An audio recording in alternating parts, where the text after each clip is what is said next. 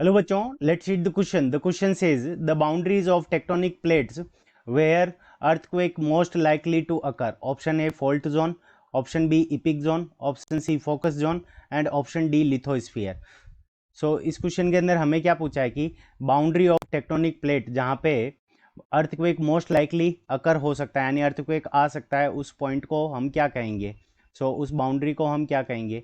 इस क्वेश्चन को करने के लिए हम क्या करेंगे, की कंसेप्ट अप्लाई करेंगे. की कंसेप्ट. अब की कंसेप्ट के अंदर जहाँ पे बाउंड्री होती है उसको हम क्या कहते हैं, फॉल्ट जोन कहते हैं. Fault zone. अब फॉल्ट जोन हमारा क्या होता है कि the boundary of tectonic plate, the boundary the boundary of tectonic plate, यानी टेक्टोनिक प्लेट जो हमारी अर्थ की जो क्रस्ट है उसको हमने क्या कर रखा है, वो फ्रेगमेंटेड है, तो उसको हमने प्लेट की फॉर्म में बांट रखा है. तो यहाँ पे क्या हो गया, टेक्टोनिक प्लेट. तो यहाँ से हमारा क्या हो जाएगा कि बाउंड्री ऑफ टेक्टोनिक प्लेट जो होती है वो उसको क्या कहते हैं, फॉल्ट जोन कहते हैं. सपोज करो एक प्लेट हमारी ये है अर्थ के क्रस्ट की और दूसरी प्लेट ये है.